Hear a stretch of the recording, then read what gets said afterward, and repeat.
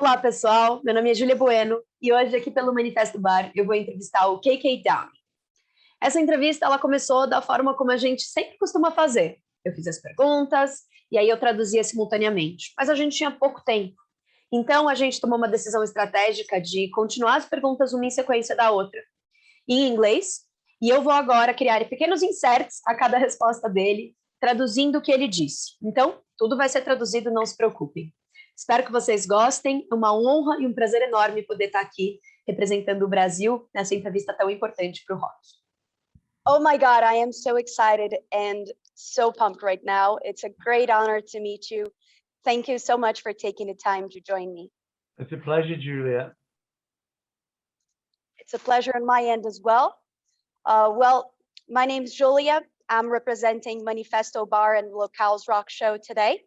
I'll be asking you questions and then translating your answers to Portuguese, just so our Brazilian fans can understand everything you say, okay? Yeah, very good. Okay, thank you so much. So, first of all, Manifesto Bar is a very traditional rock bar in Brazil and in São Paulo. We are a great fan of your work. And the first question I have to ask you, just so we can get started, I know that you have a little time, is about your newest album. How's the expectation about that? For years and years, fans have been asking for a complete album and complete material. And I just wanted to know, what are you feeling about the new album and everything? Yeah, very, very excited. You know, I think that, you know, first and foremost, it's to do a new album with the band gives us an automatic potential to come and play some shows for you guys, you know, and put a world tour together.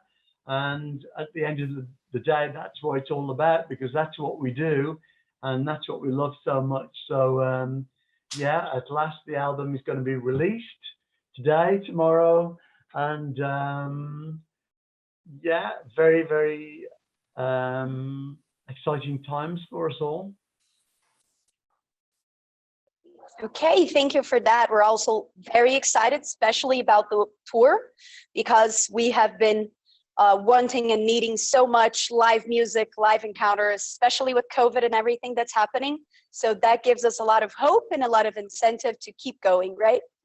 Yeah, because, okay, we're still in a situation, it's still not the best, but at least, from my point of view, is the fact that writing and recording and all of the promotion and everything that goes around with an album, you know, at least when that's done, you know, you can really focus on the live side, you know, so, and you start to really put energy into that, you know, so we can talk to promoters and agents, and even if it takes longer than usual, at least we've got something to look forward to and aspire to do, you know, and there's no doubt in my mind it's going to happen, you know, sooner or later, but it will happen. I have the chills. Let me quickly translate so we can move to the next question. Pessoal aí do Brasil, meu nome é Júlia Bueno, é um prazer estar aqui representando o Lokaos Rock Show e o Manifesto Bar. Estou aqui com o KK Downing e a gente está falando já um pouco sobre o novo álbum. Eu perguntei, depois de muitos anos, dos fãs estarem aqui pedindo, implorando por um material mais completo e um álbum, agora eles vão lançar nos próximos dias o álbum novo. Ele disse que para ele está sendo muito importante, principalmente porque esse álbum foi pensado para uma turnê, para viajar e para tocar ao redor do mundo ao vivo. Então eles estão super ansiosos com essa possibilidade e a gente também, óbvio. Falei que, especialmente com esse momento do Covid, tudo que a gente está vivendo, é muito importante ter esses encontros ao vivo, ter essa experiência de ver pessoas, ouvir música, viver isso, porque ajuda a gente a ter esperança e a continuar firme por aqui. Ele concordou e disse que também, uma hora que acaba essa coisa de composição e execução do álbum, essa parte mais burocrática de lançar o álbum, eles realmente podem focar a energia em botar tudo no palco e mostrar o que eles trouxeram e mostrar a energia e a coisa maravilhosa que eles têm como músicos. E é isso que a gente está animados.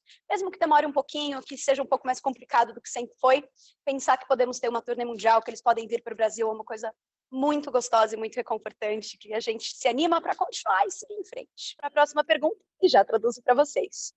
Well, talking a little bit about live shows. You spent almost 10 years without performing live, from 2009 to 2019, and that was really rough. So one of my questions is regarding, did any thoughts of no longer performing live or retiring from live shows ever cross your mind?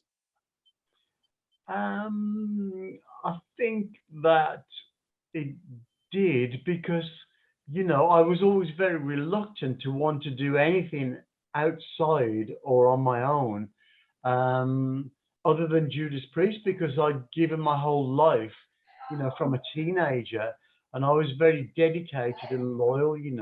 I never had a desire to do a solo project or play with other musicians like, Rob and Glenn did. Judas Priest was my whole life, and so, during my absence, I was always expecting and waiting for an opportunity to step back into that. But the years went by and by, Julia, and eventually I had to just I suppose it started to build up in my system when I knew it was definitely not going to happen. I thought that I had more to give, and so I sat down to work on an album, and it came together very quickly. It was very enjoyable, and so it was a great feeling to be able to call up my good old, reliable and trusty friends, to put the band together, and here we are now. Okay, I'm so happy to hear that, because it's so important for us fans to see music happening, and it's important to see how the different journeys and the different times on our lives guide that. So this solo thing, although it wasn't what you ever dreamed about, it's something that it's really representative and important to us now, and we are we're gaining a lot from that. So it's really important to do that. I know that we have very short time, so I'll no longer be translating all the questions.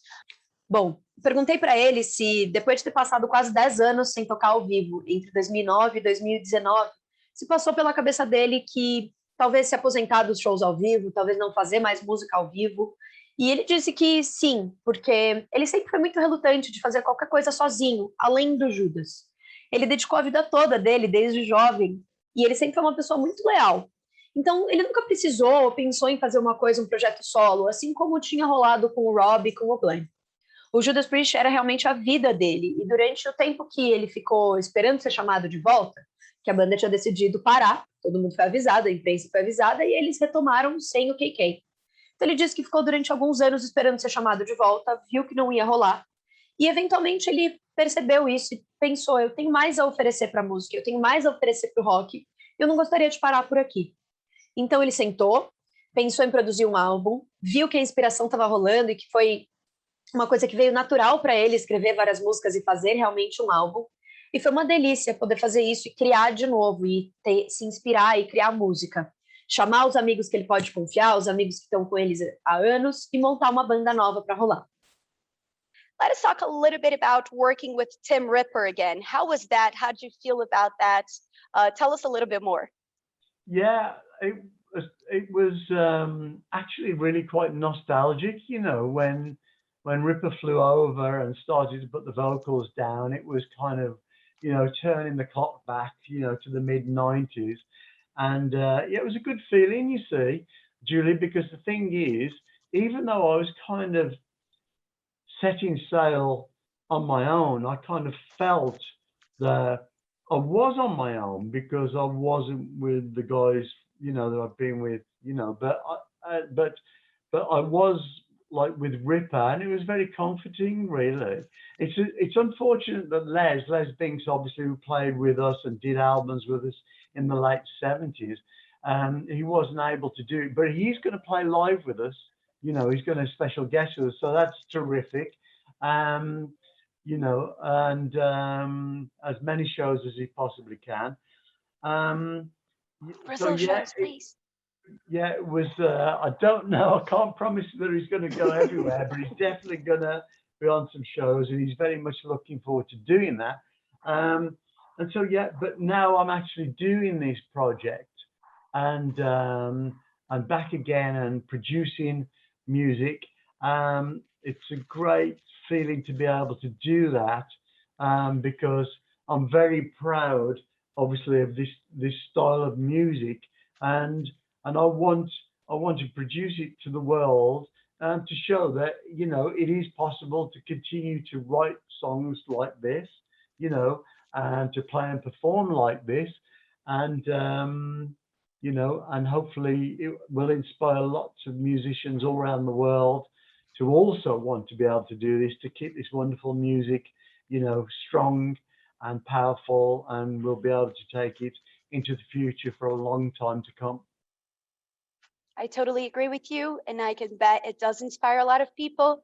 Actually being here and being able to have the opportunity to know you, it's really important to me as a young person and also as a woman, because I've also been seeing more space given to female people and female musicians, and I think that your work inspires all. So that's amazing. Nessa pergunta, eu falei como foi trabalhar de novo com o Tim Ripper. E ele disse que foi muito nostálgico. E quando o Tim voou e foi encontrar com ele e eles começaram a desenvolver o trabalho, foi um pouco como se eles tivessem voltado o relógio lá para o meados dos anos 90, e viver de novo emoções, experiências e coisas bacanas dessa criação. Eles se sentiram muito bem, porque mesmo que ele estivesse sentindo o KK, que ele estava começando a fazer um trajeto e uma navegação nova sozinho, ele não se sentia sozinho. Porque ele estava com caras que ele trabalhou junto, que ele conheceu, que ele esteve por 40 anos. Diz que foi uma pena que o Les não tenha conseguido fazer o processo todo com eles, mas que o Les vai participar, sim, de shows, e vai fazer participações especiais e tocar com eles. Não sabe ainda, se em shows no Brasil, mas eles vão tentar. E ele está muito animado, porque agora que ele está fazendo esse projeto, produzindo música, vivendo o dia a dia disso de novo, isso é muito importante para ele.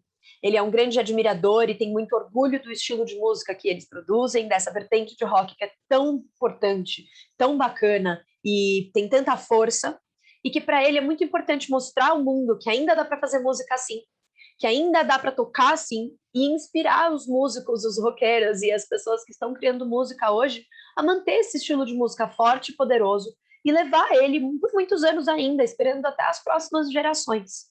Eu respondi que concordava com ele, que era muito inspirador realmente poder ver que, apesar dos anos passarem, a gente ainda consegue produzir boa música, a gente ainda consegue fazer bom rock and roll, com força, com peso, com toda aquela coisa que a gente ama, que vem há anos, sem deixar nada morrer, mantendo isso ativo, e que isso era muito inspirador, tanto para mim, que não sou musicista, mas sou jornalista de música, né?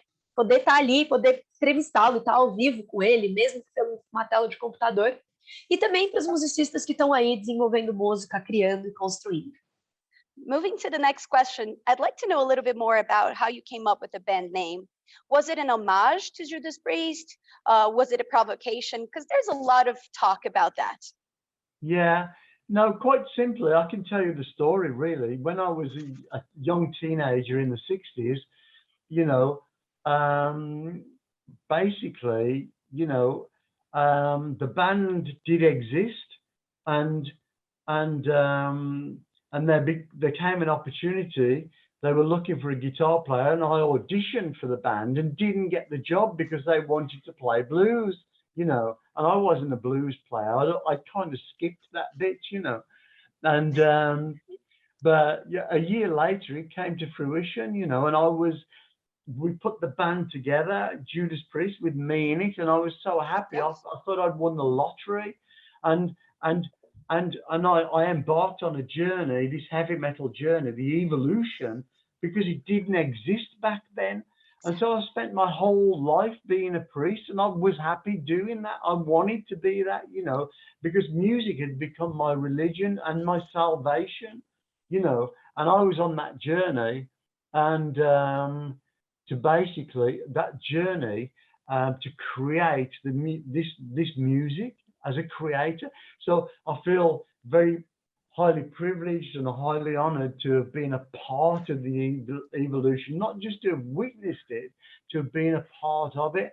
And so when this faltered and didn't happen, you know, and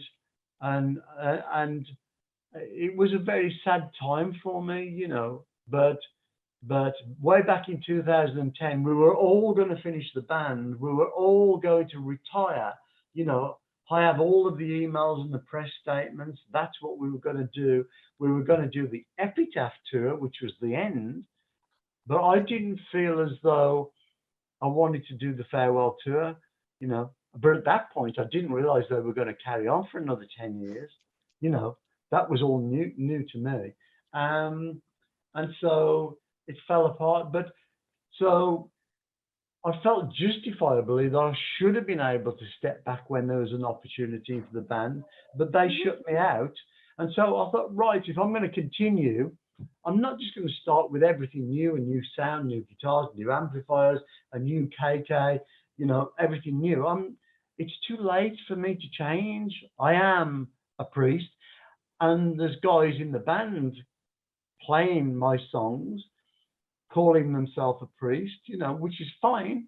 I've never met them, but if they can do it, then I can do it too, you know, because the priest must continue to ride out and to go forward. And it's in my blood, it's in my veins, it's who I am, it's what I do. And so it has to be KK's priest. And I think it's fair. And I think you have all the right, because you are a very important and significant part of all this. And it makes sense to continue that in that way. So I'm really glad about that. Bom, nessa pergunta a gente entra numa polêmica. Eu perguntei para ele se o nome da banda dele, KK's Priest, é uma homenagem, uma provocação. Da onde veio? Como que foi montado esse nome? E por que então ele resolveu seguir com Priest? Ele disse que é muito simples, que ele ia me contar a história, que ele era um cara jovem nos anos 60, a banda já existia e houve uma oportunidade de fazer uma audição. Ele participou e não foi convidado para entrar na banda, porque na época a banda queria fazer blues. E ele não era um cara do blues, ele era um guitarrista que meio que pulou a fase do blues e estava a fim de fazer algo novo, algo diferente. Mas eles colocaram a banda para rolar, ele entrou, pôde fazer parte e, eventualmente, juntos, ele sentiu que ele tinha ganhado na loteria.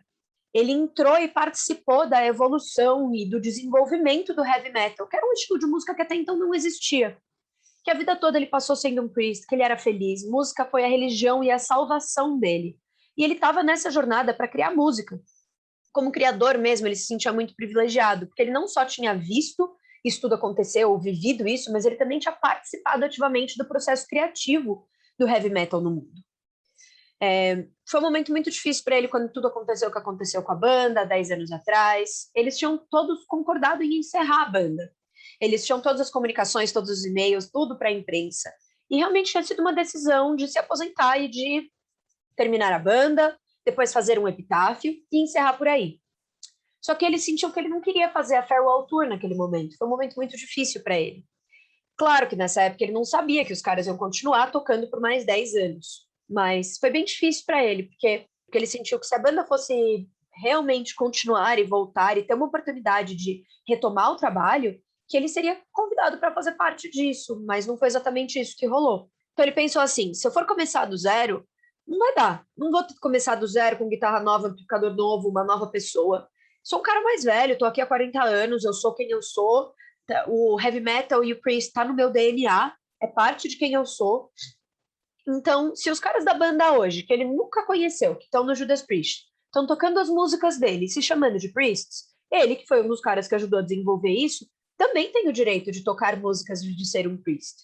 Então, tudo bem por ele que os caras estejam lá, estejam fazendo música, estejam tocando as músicas do Judas Priest, se chamando dessa forma.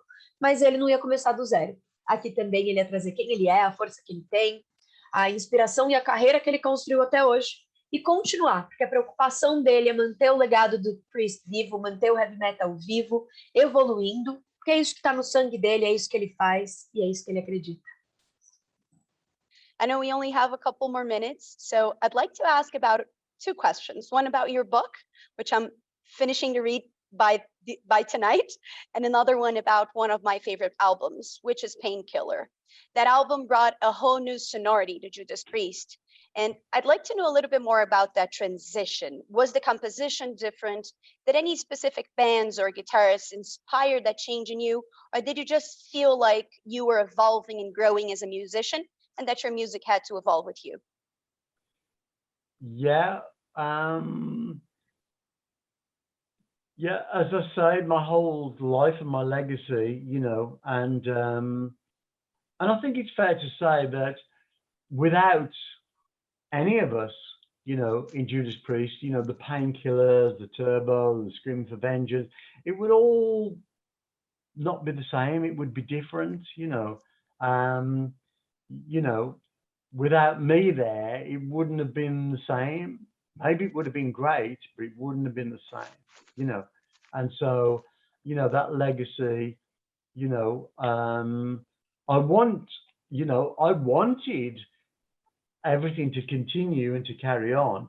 I didn't want it to finish, but I was kind of at breaking point, and I want to emphasize that, for lots of reasons, I mean, in 2010, Rob released 2 studio albums, and he did a tour with the Halford Band, playing all Judas Priest albums, including South America in 2010. And I wasn't happy with it. It wasn't right, There had to be dedication and devotion to Judas Priest and to the rest of the bandmates, I felt as though I wasn't happy, people were doing things and it needed to stop. And if it didn't stop, it had to change. And unfortunately, things didn't stop. So something had to change, but the legacy must live on and the music must live on. But now I have this like freedom again, to be able to produce music and to go out there with a band that's full on energy. It's going to be great.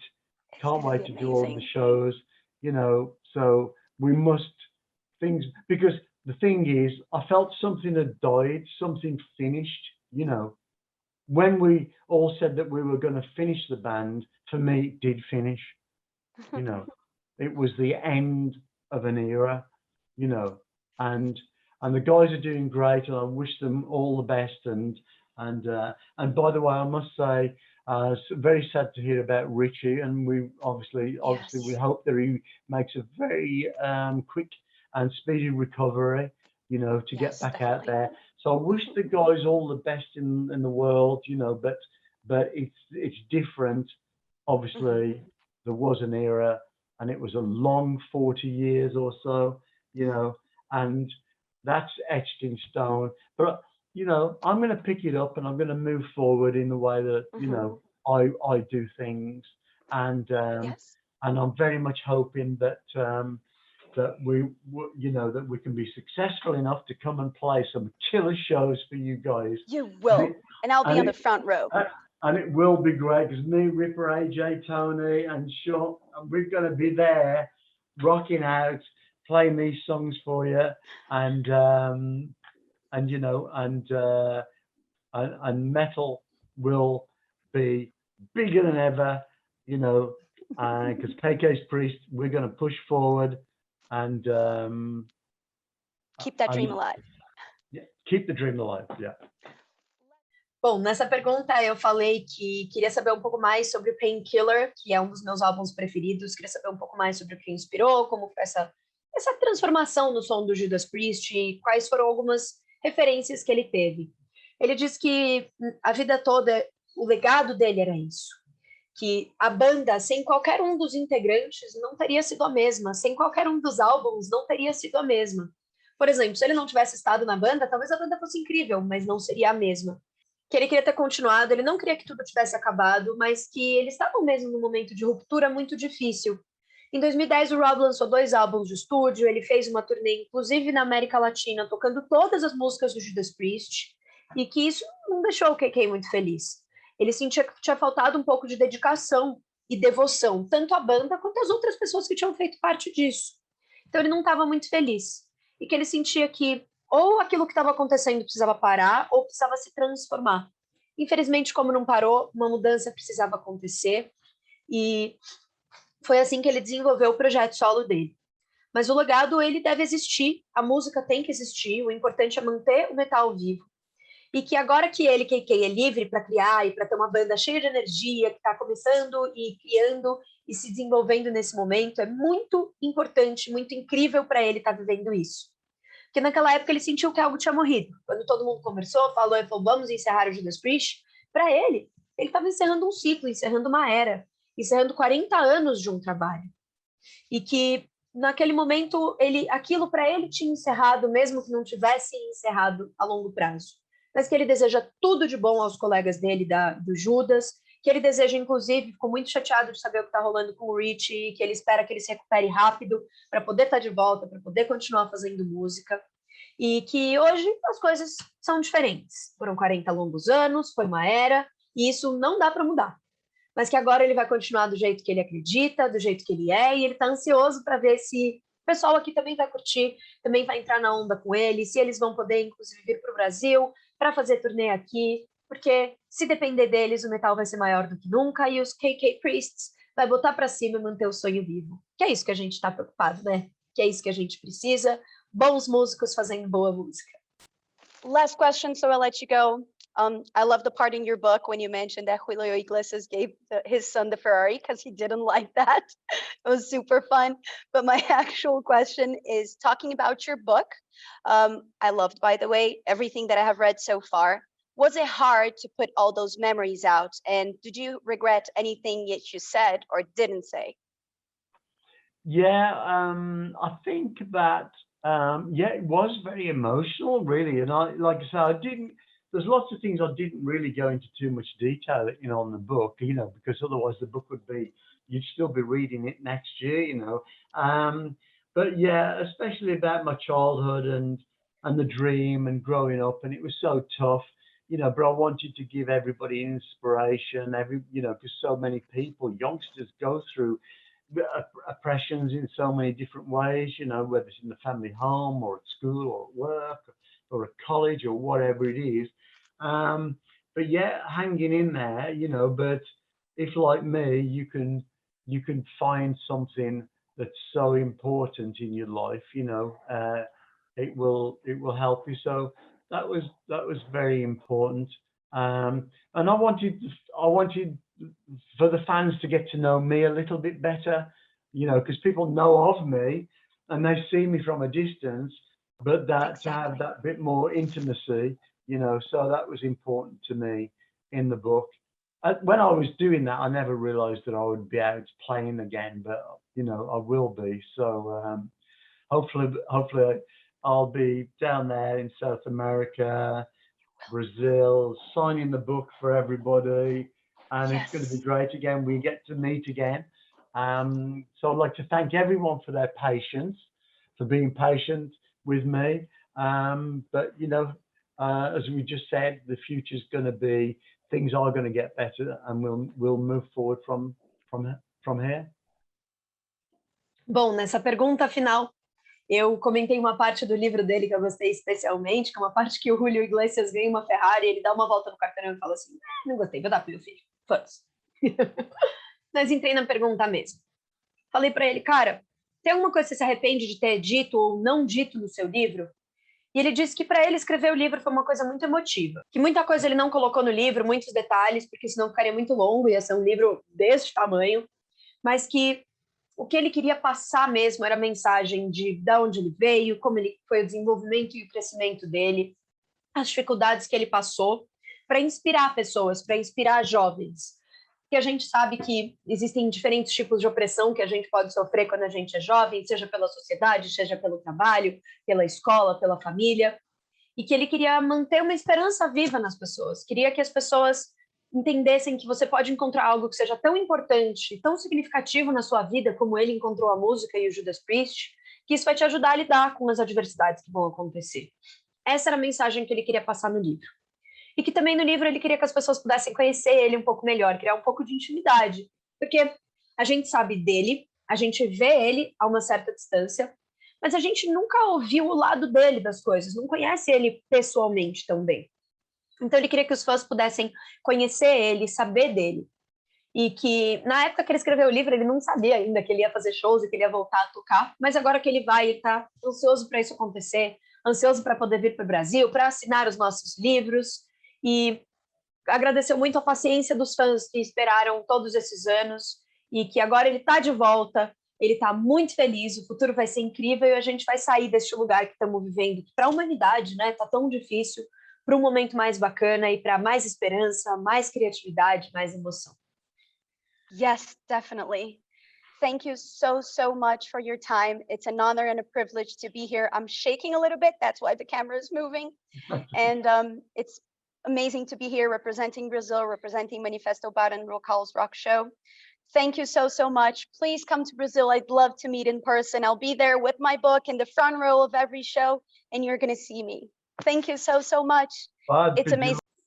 Bom, pessoal, queria agradecer demais a confiança sempre do Manifesto Bar e do Lokaos Rock Show no meu trabalho. Queria fazer um agradecimento especial ao Edu Rox e ao Bento Mello, que ajudaram a escrever as perguntas dessa entrevista e fazer a pauta, para que a gente pudesse conversar e ter esse papo tão gracinha e tão bacana com o KK.